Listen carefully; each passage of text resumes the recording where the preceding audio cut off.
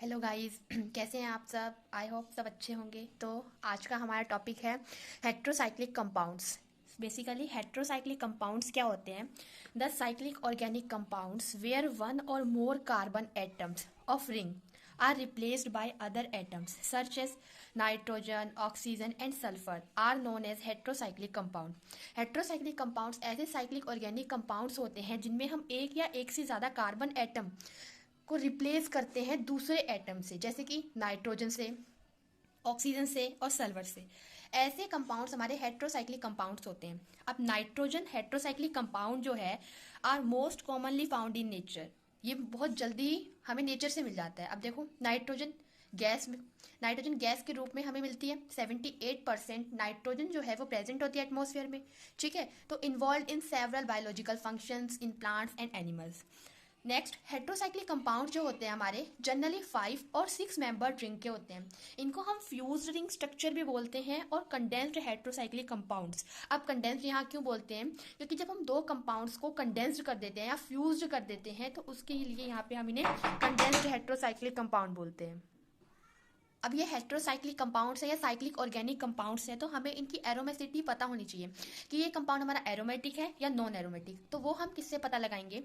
तो कंपाउंड का पता लगाना कि वो एरोमेटिक है या नॉन एरोमेटिक, ये हम यहाँ पे 3 लिखे जो रूल्स हैं इनसे पता करते हैं। कंपाउंड शुड बी साइक्लिक और प्लेनर।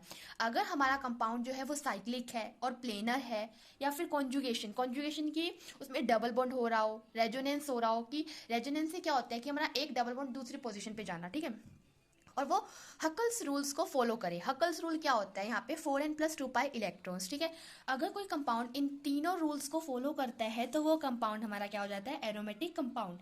अब यहाँ पे सबसे पहले हम 5 मेंबर्ड हेट्रोसाइक्लिक रिंग के बारे में पढ़ेंगे।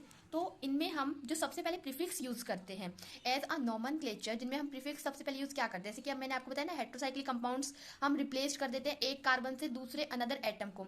तो यहाँ पे हमारा जैसे कि नाइट्रोजन, सल्फर, ऑक्सीजन। नाइट्रोजन को हम क्या लिख सकते हैं? एजो। सल्फर को थायो। ऑक्सीजन को ऑक्सा। अब प्योरिटी ऑर्डर क्या होता है इनका? सबसे पहले एक्सा, फिर थायो, फिर एजो। ठीक है, इस तरीके से हम इनका प्रीफिक्स देखते हैं। नेक्स्ट, सफिक्स में इनके पीछे ऑल लगता है। नेक्स्ट, यहाँ पे हम नंबरिंग कैसे करते हैं किसी भी हेट्रोसाइक्लिक कंपाउंड्स की? तो यहाँ पे नंबर ऑफ रिंग्स हैं, जैसे कि 3, 4, 5, 6, 7, 8 यहाँ पे स्टेम है। और नाइट्रोजियस रिंग है, अनसेचुरेटेड है तो ये ऑल यूज करेंगे, और सैचुरेटेड है तो दिस थिंग। यहाँ पे नॉन नाइट्रोजिनियस कंपाउंड होंगे तो उनके लिए unsaturated and then saturated. Next, अब मैंने आपको क्या बताया, हम हेट्रोसाइक्लिक कंपाउंड्स पढ़ेंगे one hetero atom. One hetero atom मतलब कि जिसमें एक हेट्रो एटम प्रेजेंट होगा। तो हमारे सिलेबस में अभी वन हेट्रो एटम है, लेकिन मैं आपको heterocyclic compounds with 2 hetero atoms के भी बारे में थोड़ी डिटेल बताऊंगी। तो जैसे कि हमारी ये रिंग है, ये रिंग देखो, आप देख सकते हैं 5 मेंबर रिंग है। 5 मेंबर रिंग कैसे? 1, 2, 3, 4, 5। तो ये हमारी 5 मेंबर रिंग हो गई, और इसमें एक हमारा हेट्रोसाइक्लिक कंपाउंड लगा है जो कि नाइट्रोजन है। मैंने आपको बताया नाइट्रोजन, ऑक्सीजन और सल्फर में से कुछ भी लग सकता है। ठीक है, तो इस कंपाउंड का हमारा नाम क्या हो जाएगा? पायरोलीडीन। नेक्स्ट, ये भी हमारी 5 मेंबर रिंग है, लेकिन इसमें डबल बॉन्ड है तो इसको पायरोलीन बोलेंगे। ये हमारा 5 मेंबर रिंग है, इसमें ऑक्सीजन लगा है और इसका नाम क्या हो जाएगा? Tetrahydrofuran. Next is 6 member ring, 1, 2, 3, 4, 5।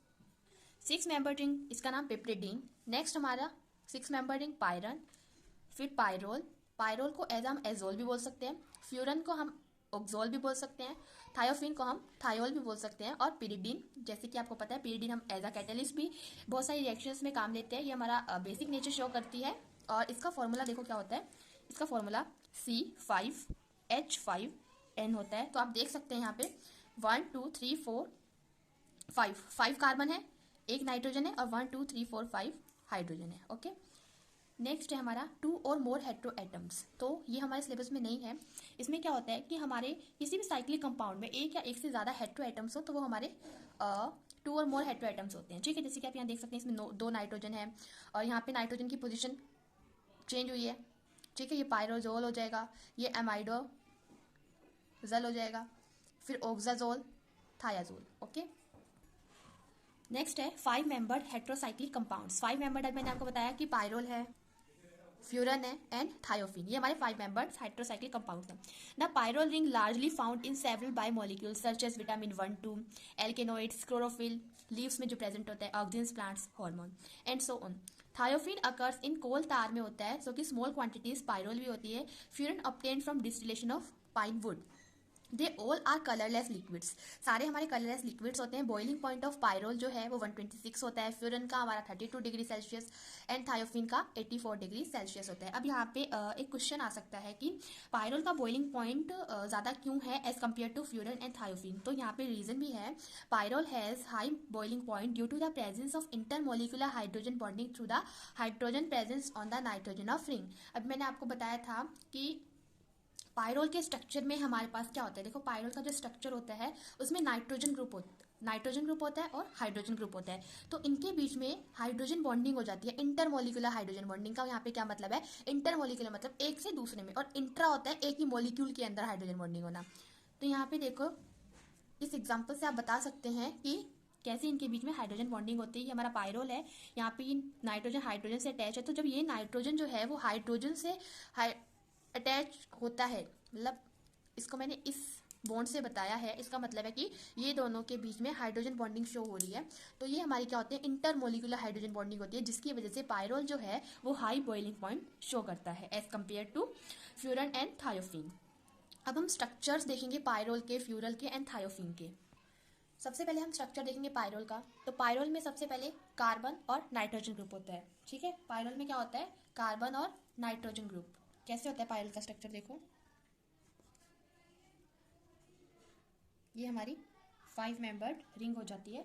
इसमें देखो हमारे पास क्या है, ये तो हमारे क्या होते हैं आप सबको पता है, यहाँ पे कार्बन और हाइड्रोजन है, ये हमारा नाइट्रोजन है। तो कार्बन और नाइट्रोजन पायरोल में प्रेजेंट होते हैं। तो सबसे पहले हम कार्बन की हाइब्रिडाइजेशन, अब देखो कार्बन के आउटर मोस्ट वैलेंस शेल में क्या होता है, सबसे पहले कार्बन का एटॉमिक नंबर जो है 6 होता है, मास नंबर 12 होता है। ठीक है, एक कार्बन की बात कर रहे हैं, उसकी कॉन्फ़िगरेशन 1s2 2s2 2p2। अब आपको पता है इन ऑर्बिटल्स में हमें इलेक्ट्रॉन्स को फिल करना होता है। 1s 2s2 2p2 3p में 3 ऑर्बिटल्स होते हैं। ठीक है, तो यहाँ पे देखो हमने 6 इलेक्ट्रॉन्स जो है वो फिल कर दिए हैं। अब यहाँ पे देखो, सबसे पहले आपको पता होना चाहिए कि ये किस तरह की हाइब्रिडाइजेशन को शो कर रहे हैं। तो ये sp2 हाइब्रिडाइजेशन शो कर रहे हैं। कैसे, एक s और 2p, ये एक s और 2p, इस तरीके की हाइब्रिडाइजेशन को ये शो कर रहे हैं। तो यहाँ पे sp2 हाइब्रिडाइजेशन की ज्योमेट्री जनरली प्लेनर होती है, ट्राइगोनल प्लेनर। ठीक है, अब नाइट्रोजन का एटॉमिक नंबर 7 होता है, मास नंबर 14 होता है। कॉन्फ़िगरेशन करेंगे आउटर मोस्ट में 3 आ जाएगा, और हाइब्रिडाइजेशन करेंगे तो इसकी जो हाइब्रिडाइजेशन है वो क्या आ जाएगी, एक s और 3p, तो sp3 हो जाएगी, जिसकी हमारी ज्योमेट्री होती है वो टेट्राहेड्रल होती है। क्या होती है, टेट्राहेड्रल। अब सबसे पहले हम इनके स्ट्रक्चर्स को देखेंगे। स्ट्रक्चर्स देखो, सबसे पहले कार्बन कितने हैं, 1 2 3 4 कार्बन बनाए, 1 2 3 4 कार्बन बनाए, एक नाइट्रोजन ग्रुप लगा दिया। सबसे पहले हमने ये बनाया, उसके बाद हमने पी और यहाँ पे ऑर्बिटल्स बनाए कि किस तरीके से ओवरलैप होगा। ऑर्बिटल्स बनाने के बाद हमने इस हेड से इसको ज्वाइन करा, इसके हेड से इसको, एंड देन हमने यहाँ पे ज्वाइनिंग करी है, आप देख सकते हैं। ठीक है, उसके बाद नाइट्रोजन के ऊपर लोन पेयर होता है और लोन पेयर ओवरलैप करता है। ठीक है, तो यहाँ देखो इसमें हमारा एक लोन पेयर है और 4 s इलेक्ट्रॉन्स है। ठीक है, तो ये हमारा क्या बनाएगा, 4 बाय इलेक्ट्रॉन्स बनाएगा। देखो 1 लोन पेयर है, 1 2 3 4 हमारे पास शेयरिंग इलेक्ट्रॉन्स है। ठीक है, यहाँ पे हम इन्हें हाइड्रोजन्स को भी दिखा सकते हैं, कार्बन के साथ हाइड्रोजन तो होते ही हैं, तो वो हम ऐसे दिखा सकते हैं, जिसमें पी ऑर्बिटल्स होते हैं। तो ये हमारे ये वाले जो ऑर्बिटल्स हैं पी ऑर्बिटल्स है। आपको पता है पी ऑर्बिटल्स जो है वो डम्बल शेप के होते हैं। ठीक है, नेक्स्ट है फ्यूरन। फ्यूरन का भी स्ट्रक्चर बिल्कुल ऐसे ही है, हाइब्रिडाइजेशन करेंगे। फ्यूरन के स्ट्रक्चर में अब हमारे पास क्या होता है, जैसे कि ऑक्सीजन होता है। ठीक है, तो इसमें कार्बन और ऑक्सीजन के बीच में कार्बन की हाइब्रिडाइजेशन दिखाएंगे, फिर ऑक्सीजन का जिसकी एटॉमिक नंबर 6 है, मास नंबर 16 है, उसकी हाइब्रिडाइजेशन sp2 आ जाएगी, ट्राइगोनल प्लेनर, और उसमें भी हम जितने नंबर ऑफ कार्बन है वो लिखेंगे, नाइट्रोजन की जगह ऑक्सीजन लिखेंगे, बाकी सारा सेम हो जाएगा। sp2 हाइब्रिड ऑर्बिटल्स हो जाएगा, और इसमें भी 2p ऑर्बिटल्स की ओवरलैप होती है। एज इट इज हम थायोफिन के स्ट्रक्चर को देखेंगे। थायोफिन में भी कार्बन और सल्फर होता है। थायोफिन का स्ट्रक्चर भी आप देख सकते हैं, 5 मेंबर ही होता है। तो इसमें भी हमारा कार्बन है और सल्फर है। तो कार्बन और सल्फर की हमने हाइब्रिडाइजेशन लिख दी यहाँ पे, और sp2 है, ट्राइगोनल प्लेनर है। नंबर ऑफ कार्बन और सल्फर। सल्फर के पास 2 लोन पेयर होते हैं, ठीक है, सल्फर के पास 2 लोन पेयर होते हैं, लेकिन इसमें जो पार्ट लेता है वो एक लोन पेयर पार्ट लेता है, ठीक है, एक लोन पेयर पार्ट नहीं लेता है इसमें, ठीक है, और इसमें 3p ओवरलैपिंग होती है। Thank you so much guys, I hope आप सबको मेरी ये वीडियो अच्छी लगी होगी। अगर आपको इससे कुछ फ़ायदा हुआ है तो प्लीज़ आप इस वीडियो को लाइक और सब्सक्राइब जरूर करिएगा। Thank you so much.